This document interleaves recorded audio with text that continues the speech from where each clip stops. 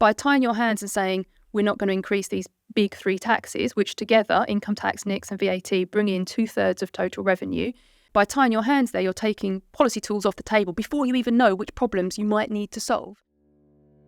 Hello and welcome to the IFS Zooms In election special. I'm Paul Johnson, Director of the Institute for Fiscal Studies, and I'm delighted to be introducing you to the second of our election special episodes. Well, the parties have been saying quite a lot in the first 10 days of this election period.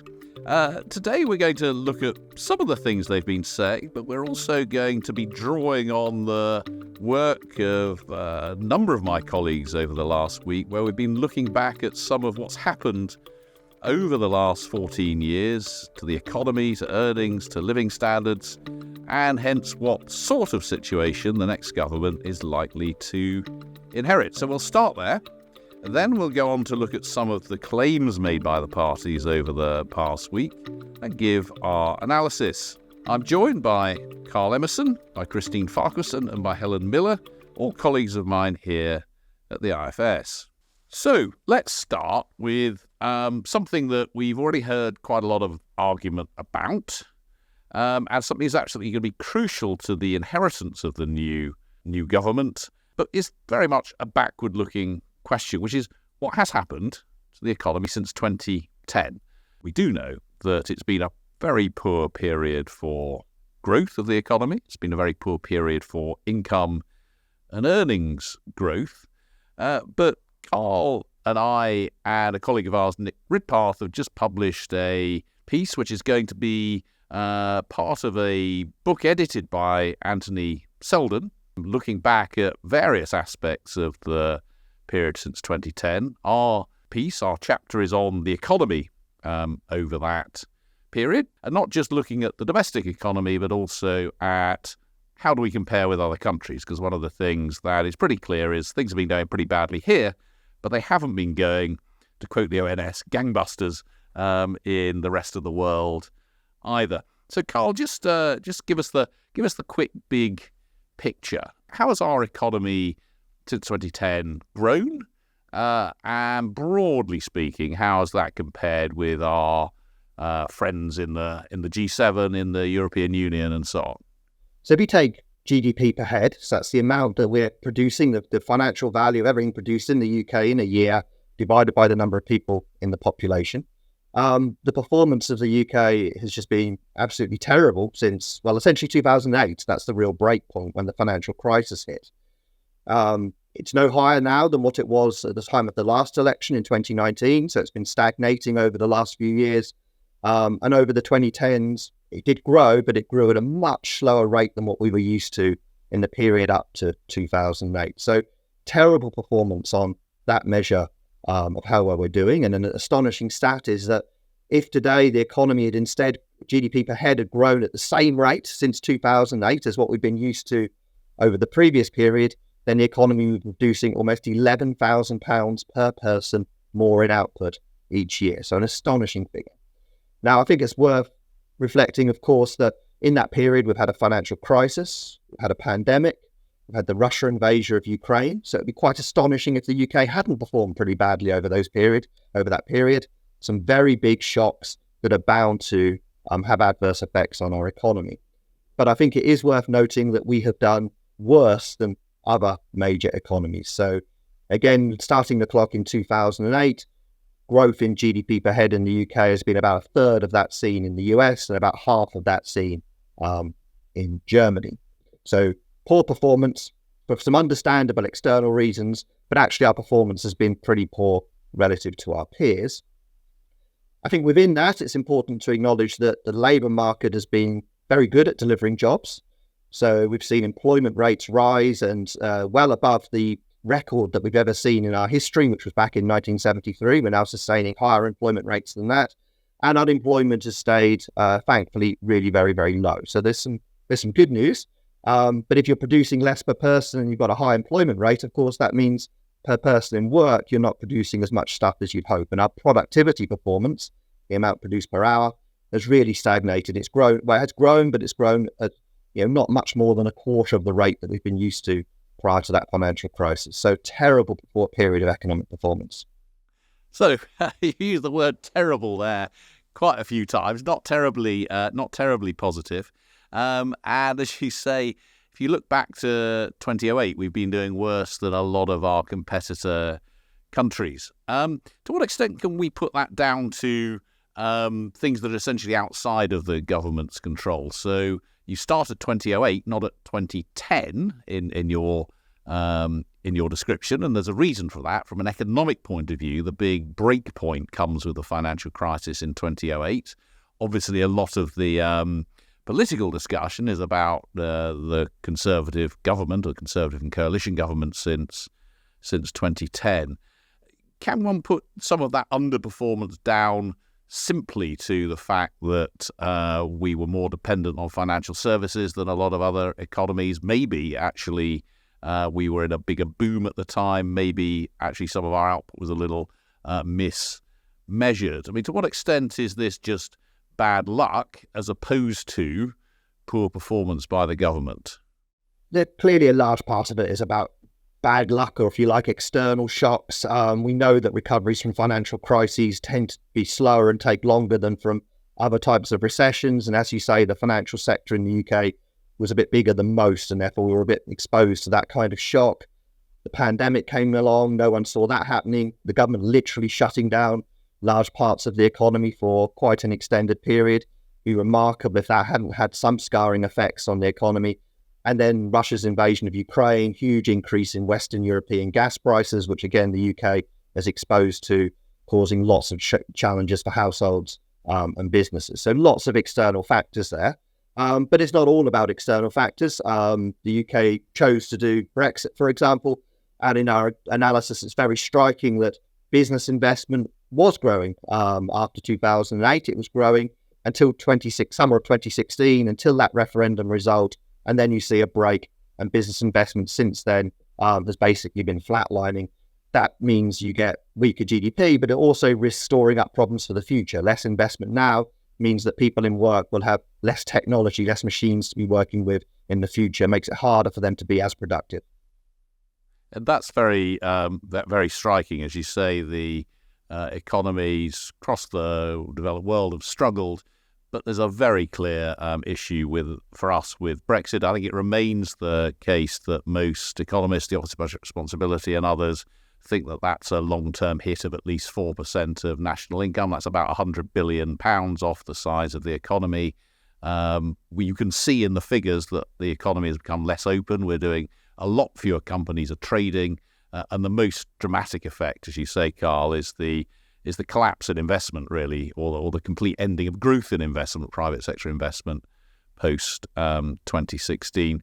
A lot of listeners might be feeling a little bit sort of puzzled at this point. You do hear people, particularly people from the government side, quoting all sorts of figures, saying that growth in the first quarter of this year, growth since 2010, whatever it is, that we've been doing as well as, if not better than, other countries. I mean, just to repeat what you were saying earlier, your view, looking across the piece, is that from this Parliament over 2019, really no growth in national income per person, which is less good than most other countries. Look back to 2010, again, slow growth everywhere, but slower here than in most places. Is that right? Is that what listeners should take away? I think so. I mean, the claims you'll hear from the government often focus on headline GDP rather than GDP per person. Headline GDP has grown more quickly because we've been increasing the size of the working age population. So, for example, people arriving from overseas and working in the UK has been boosting GDP. It has less of an effect on GDP per person. GDP per person is clearly a better measure of what we might care about here. The other thing they've been doing a lot is focusing on the last quarter of data, where obviously that might be revised and revised again, but at the moment that does look pretty strong. Growth of 0.6% in one quarter is very good. But actually what we care more about is the growth over all of the quarters going back to 2019 or 2010, or indeed, I think actually the economics points to the starting point of 2008 and that financial crisis, where over those longer periods, not just relying on 3 months data, it's pretty clear the UK's performed poorly. And although while other countries have also seen a slowdown, ours, if anything, does look to have been worse. And it's very, it's also striking. I mean, some of the other policies that we've seen. One of the things that always kind of surprises me, in a sense, that this is a Conservative government, which you tend to think of as being associated with austerity. Indeed, it was associated with austerity in the 2010s, and generally looking to limit the size of the state relative to some other kinds of government. If you look at our interventions with COVID, I think I'm right in saying we spent more fraction of national income than any other G7 country, possibly other than Canada, if I'm right on that. I'm looking at Christine as our resident Canadian, and more actually in supporting households through the energy crisis. There was a sense of sort of chucking as much money as possible at the problem over those two particular periods. I think if you just looked at the data and you didn't know the colour of the government, I think you would say, well, look, the 2010s was one where big cuts to spending on lots of public services. We saw the taxes as a share of national income remarkably flat, actually, over that period, despite the government trying to get government borrowing down. And that's unlike what we saw in other countries like France and Italy, where there was a bit more of a reliance on increases in tax to try and reduce the deficit. So you might say, well, that looks like a government that's interested in trying to keep the size of the state down, or at least get it back to where it was pre-financial crisis. The period since 2019, huge increase in public spending as a share of national income in response to the pandemic. But some of that looks like it's going to be enduring. It looks permanent. And a massive increase in tax revenues as a share of national income, fueled by increases in tax rates. In fact, we've been the biggest increase in tax as a share of national income over the current parliament than any parliament on record since at least the Second World War. So a very big change of direction. And actually within that, if you look at the more micro policies, you see a lot of changes in direction. So in the 2010s, government chancellors cutting corporation tax rate. More recently, big increase in the corporation tax rate. In the 2010s, we increased the income tax personal allowance to try and take people out of tax. It's now being frozen, pulling more people into income tax. In the 2010s, national insurance rates tending to go up. Now, more recently, under Jeremy Hunt, national insurance rates coming down. So we've seen very different set of policies being pursued in the last few years to what Conservative chancellors were pursuing before that. It was very striking, something I was looking at recently, showing that our corporate tax revenue, I think, has reached record levels, astonishing increases in corporate tax revenues, actually, over the last few years. And our take from the really rich in terms of their people with high incomes also gone up to record levels. And actually, so when we just join some of those things together, it's worth saying the corporate tax revenues aren't just really high because we've increased the rate. In fact, the headline rate will still be lower today than when the Conservatives came into power. Obviously, it's part of it we're increasing rates, but it's also the investment. So profits have been higher than we might have otherwise expected. And part of that is that investment has been lower. So when firms invest, they can write off investment against their corporate profits for tax purposes, and that reduce their tax bills. When investment's lower, you write less investment off. You end up paying more tax, all else equal. So it's not just the rates that are driving those higher revenues. It's part of the story, but not the only part of the story. It's also related to the weak investment we were talking about earlier. Yeah, well, let's come on to tax in a bit more detail in a minute, Helen. But perhaps first you could draw out. So Carl has described poor performance in the economy.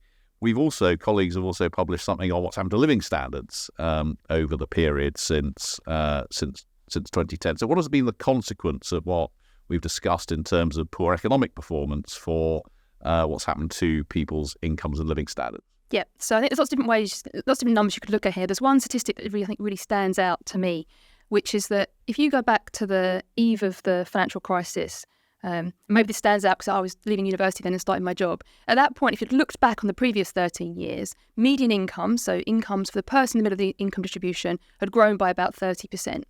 Now, if you take the 13 years since 2010, they've grown by 6%. So that's a huge difference. So this relates to what Carl was saying. Income growth over the last, 15 years has been really poor.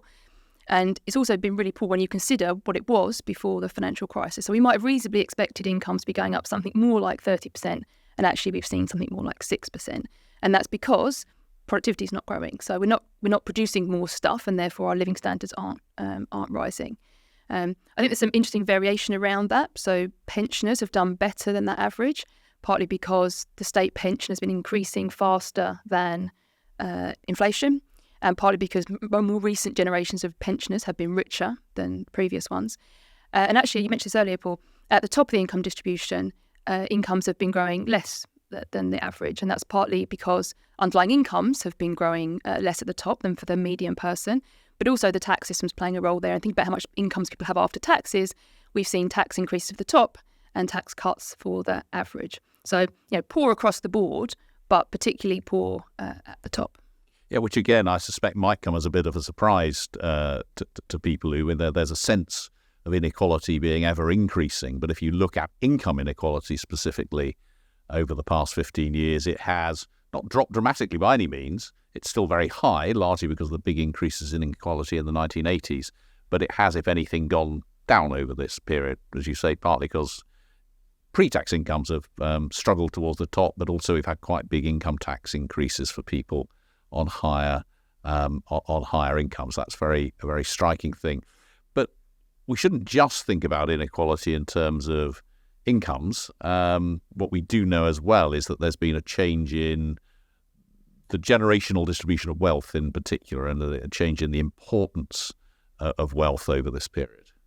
Yeah, so wealth is now more important relative to incomes overall, and it's inherited wealth, as one example, is now going to be more important for people relative to their lifetime earnings. So, I'm stereotyping here, but it used to be the case that your lifetime earnings would determine where you were going to end up in life, and now, to a greater extent, it's more the case that how much you get from your parents is going to have a big effect in your lifetime, your overall income that you get. So that's quite a big change. That's not related directly to incomes. So that, as you said, income inequality actually, having marched up for decades from the 1980s, hasn't been changing very much. It's been sort of flat or maybe slightly falling, whereas wealth is playing a much bigger role. And the most important advice I can give to any young person is to choose your parents well. It's it really is increasingly important in terms of the amount that you get, both to help you onto the housing ladder and how much you might end up inheriting. And work our colleagues here have done suggests that this may be twice as important for people born in the 1980s than it was for people born in the 1960s. Carl, one of the things I think is very striking that another colleague of ours published last week, we really have been publishing an awful lot, was looking at home ownership rates, which, broadly speaking, what I hadn't quite appreciated was that the real collapse happened in the period up to 2015, and actually, if anything, they've recovered a bit since then. Yes, it looks like home ownership rates amongst the young are clearly still well below where they were in, say, the mid-1990s. There was a period in particular when interest rates fell very quickly in the early 2010s, which pushed up house prices, and perhaps there were changes to mortgages, which made it harder for young people to get on the housing ladder. It now looks like much of the decline in home ownership since 2010 amongst younger people has now been reversed, leaving it still below the level it was at further back. But we have seen pretty big increase in recent years. And one of the things that one of my favourite statistics, in a sense, was the fact that up to 2015, the biggest drop in home ownership had been among young people on middle income. So middle income people in their late 20s and early 30s had seen an absolute crash in levels of home ownership in a way you might think would have really big political and social implications. Now, their home ownership levels are actually now back up a little bit above where they were in 2010, but still a long way, as you say, below where they were around the turn of the century. So again, I think one of the things that is often strikes me is how long it takes us to sort of recognise changes. That this was a change that had largely happened in 2010, but I don't remember this being quite a big sort of issue of concern that it is today. Actually, we're still feeling that things are going in the wrong direction, just as they're starting, arguably, to move in the other direction, and at a very who knows how far they'll go in that direction, but a period of higher interest rates in a slightly sort of unexpected way might actually help a bit, because they might push the price down of housing. And actually, the thing that really stops young people getting on the housing ladder is the need for that deposit. And if the price doesn't, probably won't go down a lot in nominal terms, it might go down a bit in real terms. That may actually help reverse that. We'll wait and see. So some big changes here over time. Let's go back to tax. We've had over the last little while some tax announcements, but Helen, the biggest tax announcements have really been about the parties aren't going to do. They've all sort of said, well, we're not going to increase income tax, we're not going to increase VAT, we're not going to increase national insurance. Well, what do you make of those sorts of promises? I think the short answer is that they're a mistake. And I think it's worth kind of unpacking why they're a mistake. I mean, the obvious context here is the things we keep saying to people. Regular listeners would have heard this many times. Whoever becomes Chancellor is going to inherit a very difficult situation. If they want to stick to their own fiscal rules, so if Jeremy Hunt and Rachel Reeves want to stick to their own fiscal rules, then they're going to either have to cut spending or increase taxes. And these pledges are basically them being quite quick to tell us they're not going to increase taxes, but not quick to tell us where they would cut spending. But actually, I think more importantly almost for this context is even if they are genuinely and they don't want to raise taxes, given what they currently know and given their current plans, I think it's still a mistake to tie your hands and say you're not going to increase those tax rates. For one thing, who knows what the future holds? I mean, even by the time of the next budget, fiscal forecasts could be better. Growth could have surprised on the upside. It could be easier. But by the same token, they could be much worse. We might need to do more. Or there could be other shocks. As Carl said, we've had a big financial crisis. We've had pandemics, cost of living crisis. It seems likely that at some point some other kind of crisis is going to come along. By tying your hands and saying we're not going to increase these big three taxes, which together, income tax, NICs and VAT, bring in 2/3 of total revenue, by tying your hands there, you're taking policy tools off the table before you even know which problems you might need to solve. And of course, it doesn't mean you can't raise any revenue. There are other taxes available. But it's hard to do that if you are going to tie your hands. The other reason it's a problem is that I think by tying your hands on the big taxes, you're just ruling out a lot of options in terms of how to improve the design of the tax system. So, as I've said many times now, you can pick any tax you like and it's got some major problems with it. It could be better designed, which is the technical way of saying it's making us poorer than we need to be. We could design taxes in a way that for every pound we get, we're sort of taking less from the economy. And if you say, actually, we're not going to increase income tax, VAT or NICs, again, you're just tying your hands. Now, if there are lots of money sloshing around the economy, you could do tax reform by cutting taxes and reform along the way. That's obviously politically easier, but we're not in that world. There's not lots of money sloshing around. So it's much more likely, I think, that we'll need to reform taxes by basically increasing taxes on some people, cutting them other people, rebalancing how we design taxes, which could be great for growth. We could do this in a way that improved incentives either for working or investment or who invests or the allocation of resources. All of them would be good for growth. All of them would be making the underlying problem easier. But if you say, sorry, can't ever increase income tax, NICs or VAT, you've just taken that off the table. So yeah, I think they're a mistake, even if they genuinely don't want to increase revenues. And actually history suggests they might do that anyway after an election. So that's some context there. But even if they really don't want to increase taxes, saying you're definitely not going to increase those taxes, I think is a mistake. Well, I guess the parties would argue it's easy for us to say that it's a mistake, but if they want to get elected, they kind of, I think, feel backed into a corner. Each backs the other into a corner in terms of saying they're not going to increase these, and they feel they'll lose votes if they say they are going to increase them. And it's had a remarkable, to some extent, the consequence of this is that, as we may have said last week, Jeremy Hunt was true when he said that direct taxes on average earners are at their lowest level in 50 years. And that squeezed all of the tax raising into other bits of the economy. And I guess that's what you're saying is economically difficult to continue, because that's actually an inefficient and growth suppressing way of increasing taxes. I don't know if you've got an answer to this. Is there a way out of this kind of political economy conundrum where the economics point in one direction and the politics, to be fair to the politicians, point very, very clearly in another direction, at least in an election year? Yeah, clearly it's true. Even I'm not naive enough to realise that of course it's politics that's the problem.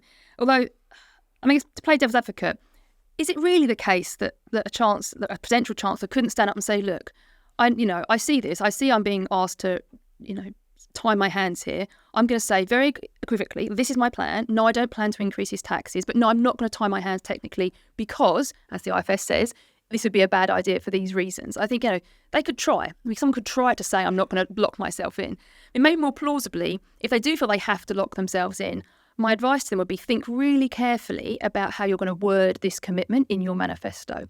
Because there's a big difference between saying we are going to have no increases anywhere in income tax, which I think if you were a purist and really interpreted that strictly, it would mean, for example, no change in pension tax relief. That would be an income tax increase. It would mean no cracking down on some forms of avoidance. That would be an income tax increase. So don't rule out everything. They could, for example, rule out only rates, only main rates. Maybe they could be really bold and try to say will be no overall net increase in income, in revenue from income tax, but not rule out changes in the mix of the tax.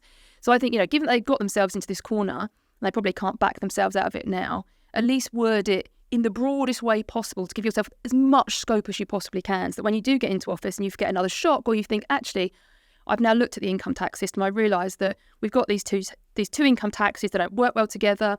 People are moving out of moving across tax bases. What a mess. You have some scope to do something about that. And I mean, that is possible, right? They could word it more broadly than saying no tax rises ever in our big three taxes. I mean, that does seem particularly strict. Yeah, well, and of course, we know that there is a big tax rise in income tax coming in, because it's going to be the rates and allowances are going to be frozen for the next 3 years. That's Jeremy Hunt's plan. I don't think I've heard Labour resile from that plan. So whatever you may be hearing from the politicians saying there will be no income tax increases, there is buttoned in already a big increase next year, the year after, and the year after that, because those rates and allowances are frozen. So listen very carefully to what these politicians are telling you, and don't believe everything you hear. You heard it here first. Christine, you've been sitting there very patiently as we've talked about the economy and incomes and tax and so on. But you're here because for all sorts of reasons, but you're here particularly because the parties have been talking about some aspects of higher education and apprenticeships and so on.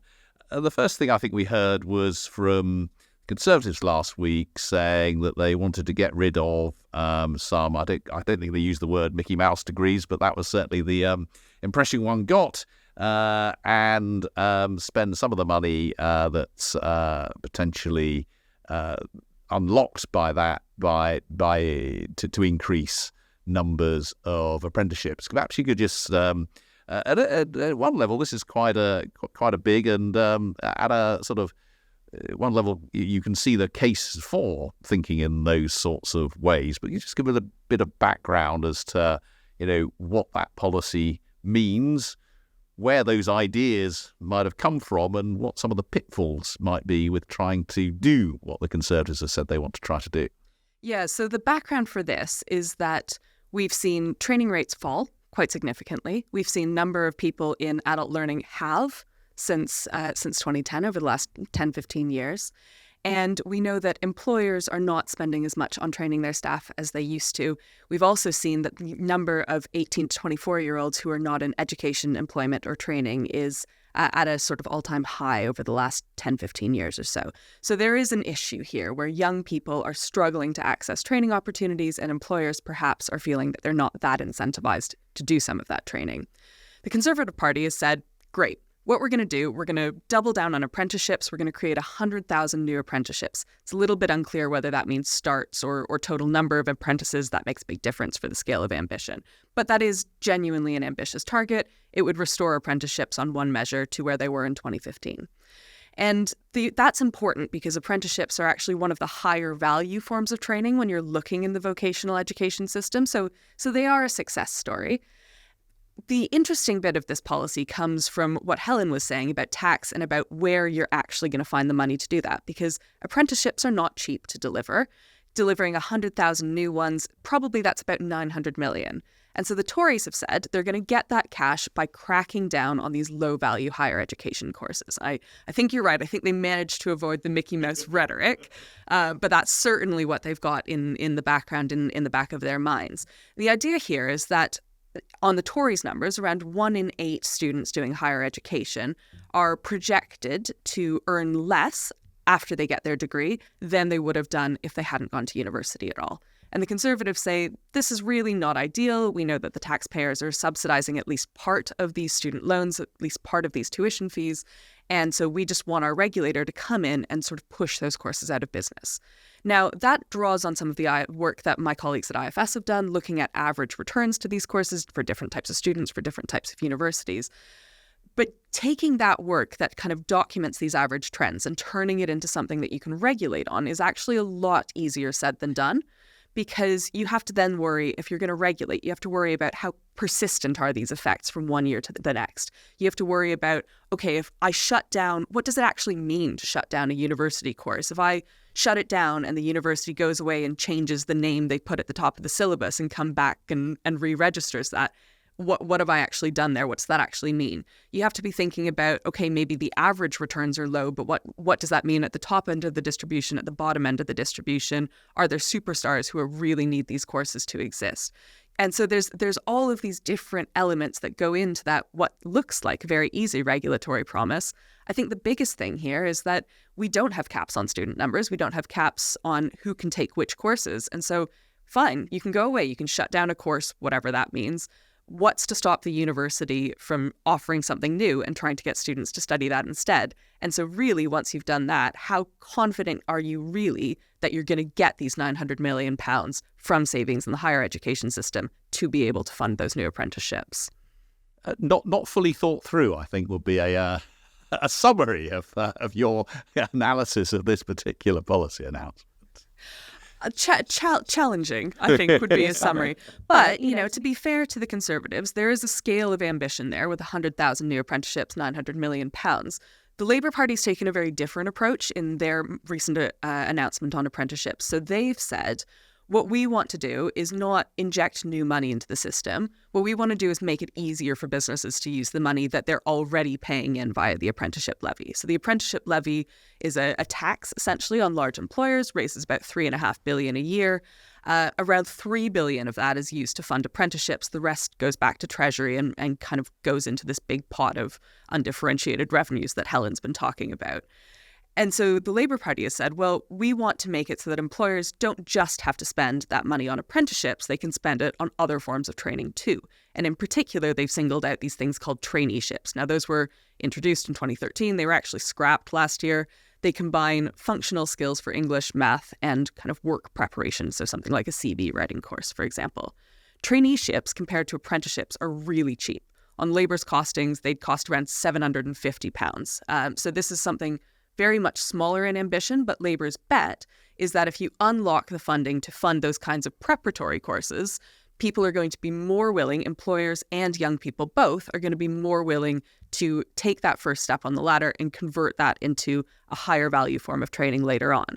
And the reason I say that's a bet is because in order for that to really benefit young people, which both parties have said they want to do, you have to convince employers to offer that training. And you have to convince young people to actually want to take that up. And what we've seen, particularly since 2017, is that employers prefer to offer that training to slightly older workers, people aged 25 and older. That 18 to 21 group that both parties really want to focus on, that's the group that's been losing out a lot in training. And that's the group that it's actually hardest to convince employers to want to invest in. And so just kind of fiddling around and talking about giving people more freedom, that might get you some of the way there. But there is a question about whether that's really going to be this youth guarantee that Labour is pushing on. Some really important points in what you said there, Christine, which I think is really worth drawing out. First, I think people would be really surprised to hear that most apprenticeships don't go to young people, at least young relative to me, but not the sort of 16. Yeah, my colleagues kept talking about the 25 plus as older workers. It made me very depressed. Well, don't look at me. So 16 to 21-year-olds are only a small fraction of people who get apprenticeships at the moment. I think about half of them are over 25. So apprenticeships are not as we might think about them, and actually not as most European countries think about them, as something which are for getting young people trained in the labour market.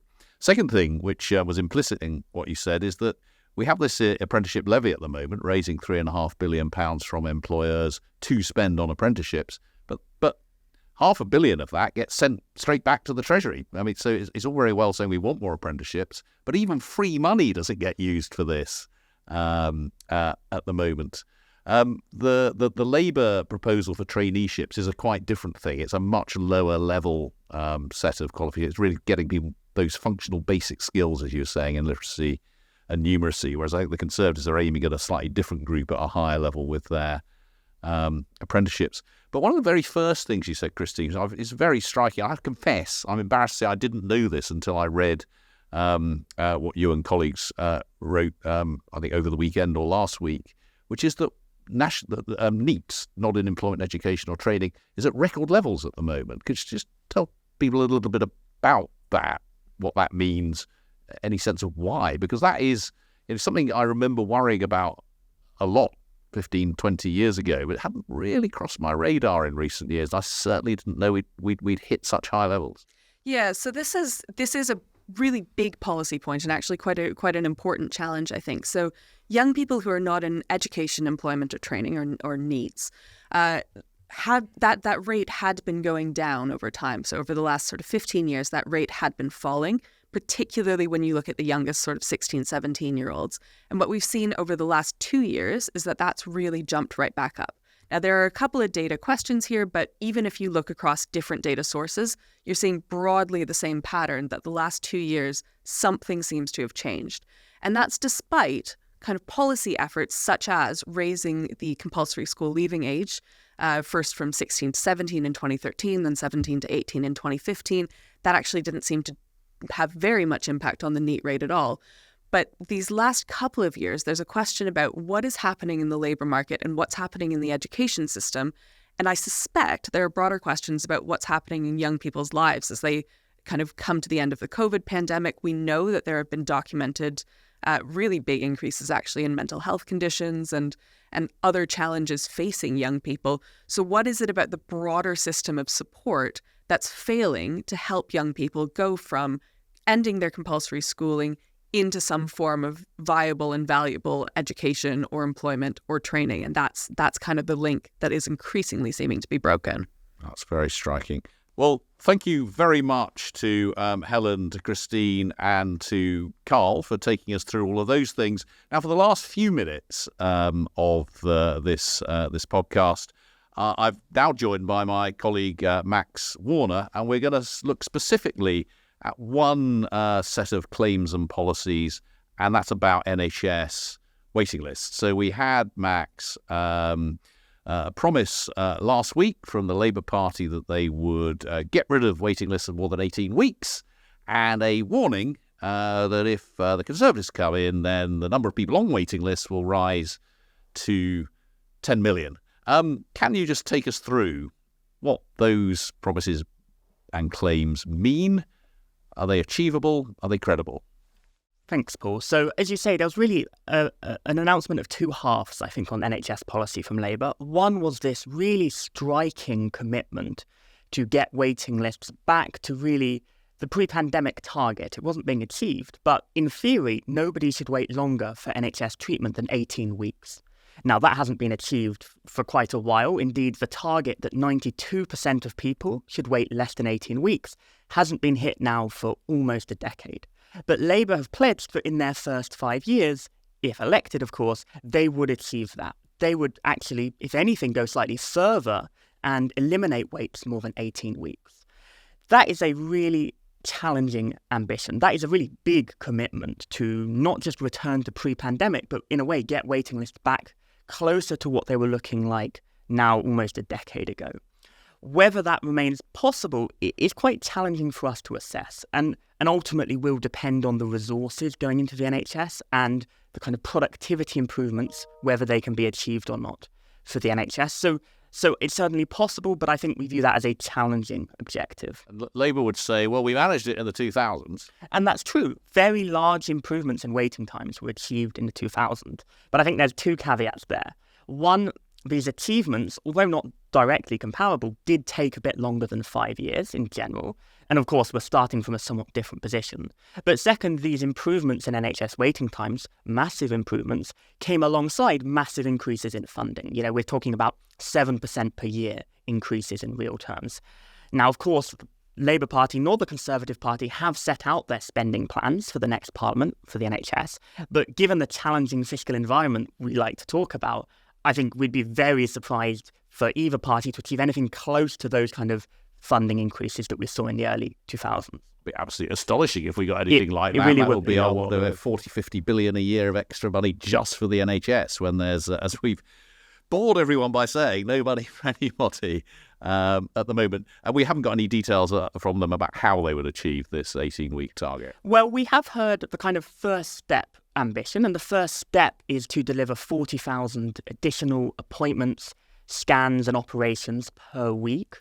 We're not really clear on the time frame for that. That's 40,000 a big number. How many happen anyway? It sounds like a big number. In the scheme of things, it would be a small, not zero, but a small increase. It's certainly the direction you'd have to move to achieve the target. I think it's unlikely to be enough on its own. And the challenging thing with the waiting list is you're also somewhat limited as a government in what you can do. You can treat lots of people, and that will help. But of course, it still matters who's coming through the door and who actually needs treatment. And that's always a bit harder to get a handle on. Just by the by, one of the things the big thing that's happened, if I'm right, since the pandemic is not that we've had more people coming through the door. It's just that until recently, the NHS, for whatever reason, has been treating fewer people.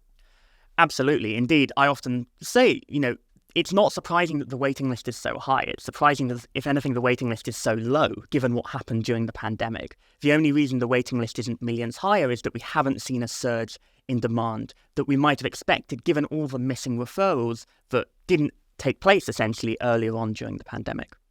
So what about Labour's threat that waiting lists without the kind of action that they're describing will not stick at whatever they are at the moment, is it 7.5 million or so, but actually whiz all the way up to 10 million under current policies?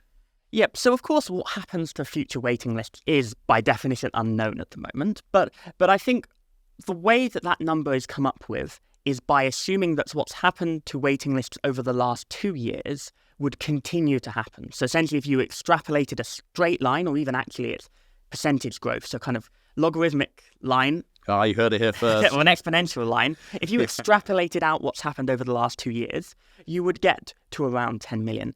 The question is that a reasonable likelihood of happening? And in our view, no, essentially. It's certainly possible. Of course, anything is possible when it comes to the NHS waiting list. But just assuming that what's happened over the last 2 years will just continue kind of misses the story of the last 2 years, which is the NHS is struggling, but it has made substantial improvements in the number of patients it's treating each month. And if you think those improvements are going to maintain or even continue, which I think is likely, then we would expect the waiting list to, if anything, continue slowly falling. Over the last 6 months or so, the waiting list has slowly fallen. So we, earlier this year, did some quite detailed modelling of this. And the kind of upshot is we think what's most likely, frankly, whichever party forms the next government, is for waiting lists to fall rather gradually over the next 5 years, say. Even in the kind of downside scenario where we were relatively pessimistic, we thought it was more likely that waiting lists would flatline just under 8 million rather than have this kind of big increase up to 10 million. Of course, anything's possible, but we view that kind of 10 million warning as something that's relatively unlikely to happen. So we should cast a somewhat sceptical eye on both the promise to get everyone through the door in less than 18 weeks. That's going to be incredibly hard without the kinds of resources that are available in the 2000s. And also a sceptical eye over the claim that without Labour, we get waiting lists up to 10 million. These, in particular, that second one doesn't seem to hold statistical water. Have we heard anything from the Conservatives? So we heard on this weekend, indeed, some announcements from the Conservatives on the NHS. Now, these weren't focused in particular on the waiting list, but would have some implications. So the Conservatives have announced a couple of kind of expansions in the NHS that they would take. One is to expand their Pharmacy First programme. So this is the idea that for certain types of treatment and conditions, you could go to a pharmacist instead of a GP. The principle, of course, being to free up some pressure on GPs. They've also promised an expansion in the number of GP surgeries, so to build 100 new GP surgeries and modernise and kind of renovate 150 more. And then there's also a plan to expand the community diagnostic centres. These have been relatively successful kind of post-pandemic recovery idea that instead of doing lots of testing for medical conditions in hospitals, you could actually have specialised diagnostic centres within the community. So there are kind of three expansions of different parts of the NHS, not really the headline bits, but bits happening here and there. And the plan is to fund those via a combination of cutting management consultancy spending across government, and about the other half coming from cutting NHS managers. Now, that's something that's, Sorry, I'm laughing now. Yes. I hadn't really cutting NHS managers again. That's always the way, isn't and it? I think this is an important point because, the number of NHS managers has risen since the start of the pandemic, but it's risen in line with basically every other staff group in the NHS. And all else equal, I would expect, if we have more doctors, if we have more nurses, we probably need more managers for a larger organisation. And I think there's a risk here that, of course, by employing fewer managers, you are going to save in salary costs. The estimate is that you could save about 550 million a year getting back to pre-pandemic management. But there's a risk here that one of the big issues for the NHS at the moment is this productivity puzzle, that productivity has fallen relative to pre-pandemic. It's recovered a bit, but it's still far below where it really should be. And one of the potential explanations for that is issues with management, both quantity and quality. And so there's a risk, it's very much uncertain, but I think there's a risk that by cutting back managers to pay for an expansion somewhere else could ultimately prove counterproductive, or at least give you fewer benefits than the kind of headline numbers would suggest. And I think I'm right in saying that the NHS is already pretty seriously undermanaged relative to other health systems, in the sense that it spends less, has fewer people in management and leadership roles than you would find in most health systems. So if you look at the data pre-pandemic, it's certainly true that the NHS has fewer managers or a lower share of spending on admin than other comparable health systems. Now some of that is a good thing. Without an insurance system, there's less bureaucracy processing insurance claims. But, there has been arguments, including by ourselves, that could also point to there being some kind of under-management relative to other health systems. And really, politicians, actually of both Labour and Conservative recently, like talking about NHS managers and how there's too many.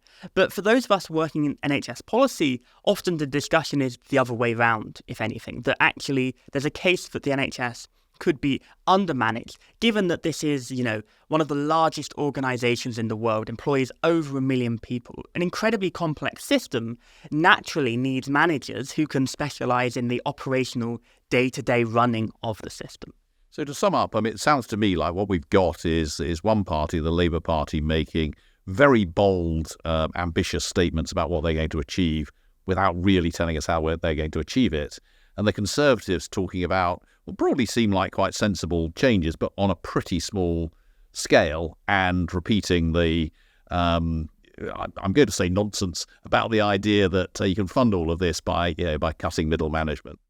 I think that's right. I think we're really seeing two quite different approaches in policy for the NHS from both parties. But I think in reality, neither are likely to be what we will really see for the NHS when these parties, or if these parties actually get into government, given the really large challenges that the NHS is facing. I think that's probably a good place to stop, that neither of the parties are telling us what will actually happen if they get into government. Max, thank you ever so much. And thank you, everyone, for listening to this episode of the IFS Zooms In. Over the coming weeks, we'll be releasing an episode every Monday, possibly even more. Look out for the episodes, share them if you find them useful to listen to. To see more of our work, visit www.ifs.org.uk. And to further support us, please do consider becoming a member for as little as £10 a month. You can find out more in the episode description. We'll see you next time.